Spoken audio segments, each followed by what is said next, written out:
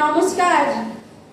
আমি এখানে আজ আমার আপনজনদের সামনে কিছু মনের কথা কইতে এসেছি। আমি তো কথা কইবই, তার সাথে তোমাদেরও কিছু কথা কইতে হইবে। যেমন তোমাদের কইতে হবে আমি কে। আমি জানি এই মুহূর্তে তোমরা ঠিক বুঝতে পারছো না। আমি কইতে কইতে এগোবো আর তোমরা শুনতে শুনতে ঠিক বুঝতে পারবে। আর বুঝতে পারবে নাই বা কেন গো? তোমরা যে আমায় বড্ড ভালোবাসো গো। ইদানিং আবার কেউ কেউ গুটোয় পড়ে আমার সঙ্গে একটু দূরত্ব রেখে চলে। তাহলে তারা যে ভালোবাসে না তা কিন্তু কইতে পারবো না বাপু। একটা কথা না আমার কইতে একটু লজ্জা লজ্জা করছে জানো, কিন্তু কইবে। আসলে আমাকে ভালো না বেশি কি উপায় আছে বলো? আমার রূপ আছে, আমার গুণ আছে। এই কথা কিন্তু আমার কথা নয় বাপু, এটা তোমাদেরই কথা। সেই যে যখন আমি ওই ফেরিওয়ালার সঙ্গে পাড়ায় পাড়ায় ঘুরতাম, তখন তোমরা আমাকে দেখা মাত্র কইতে না, আহা দেখ দেখ শরীরটা একেবারে তুলোর মতো তুলতুলে, হৃদয়টা ঢলঢলে, আস বাইরম বাবা রাজহাঁসকেও হার মানায়। আসলে কি জানো তো, এসব তো অনেক কালের কথা। তবে এখন কিন্তু আমি আর পাড়ায় পাড়ায় নেই গো। আমি গঞ্জ শহর ছাড়িয়ে একেবারে যাকে বলে ইন্টারন্যাশনাল ফিগার।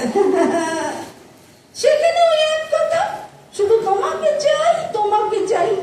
আমি বলি এই তো আমি হাট বাড়ালেই বন্ধু। বন্ধুত্ব কি আর আজকে থেকে বলো, সেই কোন কাল থেকে। আর এই বন্ধুত্বের সুবাদে তো আমি কম দেখলুম না বাপু।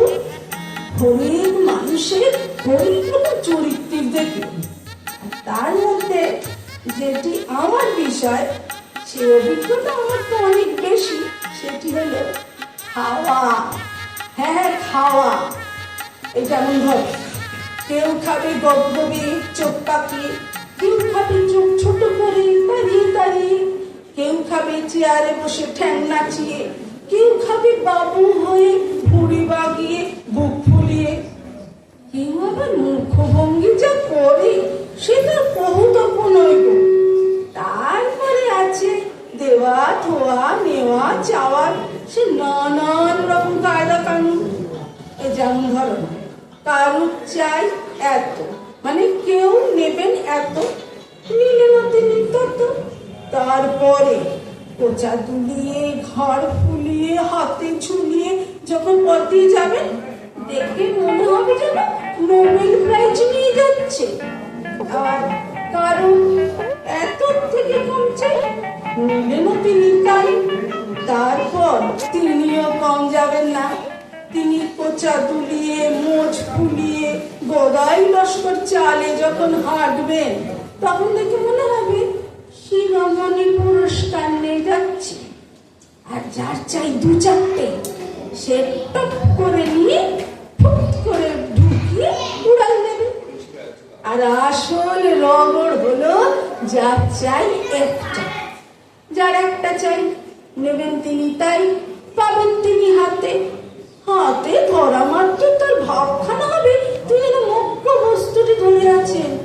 ও বাবা, এমন করে চেয়ে থাকবে মনে হচ্ছে শুভ দৃষ্টি হচ্ছে, এক্ষুনি বুঝি গিয়ে উঠবে, হায় হায় চাঁদ দেখতে গিয়ে আমি তোমায় দেখে ফেলেছি। দেখা দেখি যতই করো বাপু, পেট তো দিকে জিভকে খোঁচাচ্ছে, আরে তাড়াতাড়ি মাল সাপ্লাই কর সাপ্লাই কর। জিভ বেচারা কি করে, তখন নলে চলে সেও দেরি করো না বাপু, তাড়াতাড়ি তাড়াতাড়ি করতে লাগলো।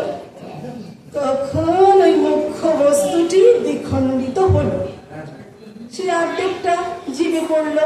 তারপরে চোখ বন্ধ করে তাড়িয়ে তাড়িয়ে তা পেটে গেল। তারপরে অর্ধেকটাকে আবার অর্ধেক করা হলো, সেও ওইভাবে যেতে লাগলো। আর সেই থেকে আমার বন্ধু বান্ধবরা হেসে কুটি কুটি বাপু। হ্যাঁ, তারপরে শেষটুকু শেষ আনতে আমি আর অত বলতে পারিনি বাবু। আমার কি একদিকে রাখি থাকলে বল, আমার অন্যদিকে কাজ নেই।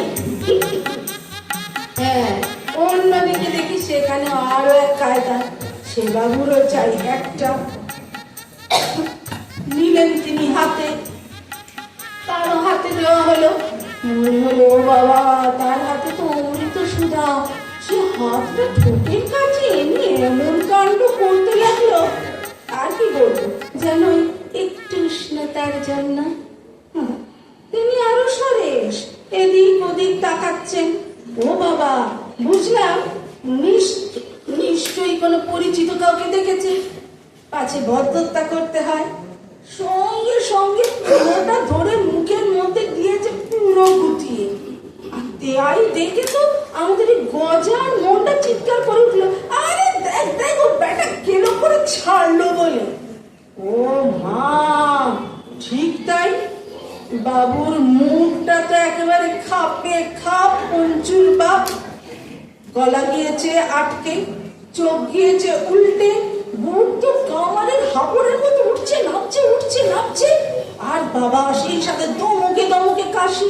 এমন কেউ নেই গা যে মাথায় কটা চাটি মেরে তারপরে কটা ফুল ছাড়বে।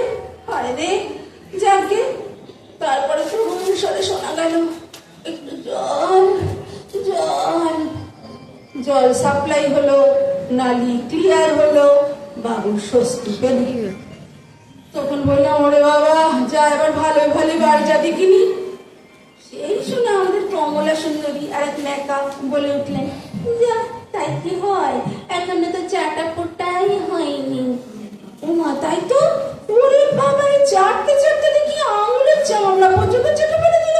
ওরে বাবা, এবার আঙুল কটা ধুয়ে বাড়ি যা। এইবার আমাদের পেঁচানো ঠান্ডি শুরু করলাম। আমার মুখ ঝামটা মরণ। এতদিন কি এখানে তখন বুঝলি না রে বাপু, ও আবার আঙুল ধোবে কি বলতে কিনি। একবার করে মুখের মধ্যে ঢোকাচ্ছে বের করছে, ঢোকাচ্ছে বের করছে, করতে করতে ওর আঙুল তো মুখের ভেতরকার বেসিনে ধোয়া হয়ে গেছে। মরণ, এত দেখলো তবু শিখলো না। সেই দেখে তো আমরা বন্ধুরা মিলে হেসে কুটি কুটি করি। এই যে হাসাহাসি করি, তাহলে তোমরা কিন্তু ভেবনি যে আমরা কাউকে অশ্রদ্ধা করি, তা কিন্তু না। আমরা সারাদিন একটু হাসি মস্করা রবর করে একটু আনন্দ পাই। আর আনন্দ নিজেরা করতে পারি বলেই তো পাঁচজনকে আনন্দ দিতে পারি বলে। সেটা অবশ্য সবাই বোঝে। সেই জন্যই সকলে সুখে দুঃখে আনন্দে উৎসবে আড্ডায় সবেতেই আমাদের চাই। আর আমিও সকলের পাশে থাকি। আদত কথা কি জানো, আমরা অন্তর দিয়ে বিশ্বাস করি শুধু ভালোবাসা বাসিতে। হ্যাঁ, শুধু ভালোবাসা বাসিতে। তবে আমাদের এই ভালোবাসার মূল্য কিন্তু আমরা পেয়েছি গো। সেই জন্যই তো আমরা শতাব্দীর শ্রেষ্ঠ শিরোপাটা পেয়েছি। যাইছিল, এই পাওয়া তো আমাদের একটা সাফল্য বলে। এই সাফল্যের পিছনে কত মানুষের অবদান থাকে, তাকে অস্বীকার করলে হয়? তাদের একটু কৃতজ্ঞতা না জানাতে পারলে আমার অধম্য হবে না বলো? সেই জন্যই তো আমার ঠিকুজি গোষ্ঠী একটু নমুনা দিতেই হয়। এই যেমন ধরো আমার জন্মভিটে সেই কলকাতার গঙ্গার পাড়ে বাগবাজারে ঘটিপাড়ায় গো, ঘটিপাড়া। হ্যাঁ হ্যাঁ, কলকাতার গঙ্গার পাড়ে বাগবাজারের ঘটিপাড়ায়। আর আমার সৃষ্টিকর্তা হলেন নমস্য শ্রদ্ধেয় নবীন চন্দ্র দাস মহাশয়। আর একজনের কথা তো না বললেই নয় বাপু। আজ তিনি হলেন মস্ত বড় এক কারিগর, বুঝেছো? আজ তিনি যদি শিখিয়ে পড়িয়ে ঘষে মেজে এখানে বের না দাঁড়াতে দিতেন, আমি যদি ও তার শিক্ষায় একটু শিক্ষিত হয়ে এখানে না দাঁড়াতে পারতাম, তাহলে কি আমি এই কথাগুলো কইতে পারতাম বলো? নাকি তোমরা বসে বসে শুনতে? তার চরণে 100 কোটি প্রণাম গো, তার চরণে 100 প্রণাম। হ্যাঁ, তার নাম শ্রদ্ধেয় সোমেশনাথ মহাশয়।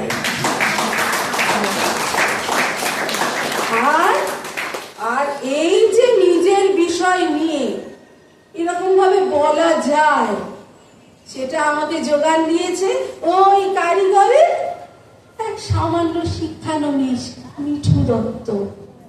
আর শোনো শোনো, আর বলবো কি, কি হলো কি? হ্যাঁ, আচ্ছা আচ্ছা, আর দেখানোর সময় নেই গো বাপু। ওইদিকে সব শয়ে শয়ে মানুষ মিছিল করে স্লোগান দিতে লেগেছে, তোমাকে চাই তোমাকে চাই। আর দাঁড়াবার উপায় নেই। তো হ্যাঁ, যাওয়ার আগে তোমাদের সকলের জন্য রসে টইটুম্বর মিষ্টি ভালোবাসা তো দিয়ে যেতেই হবে গো।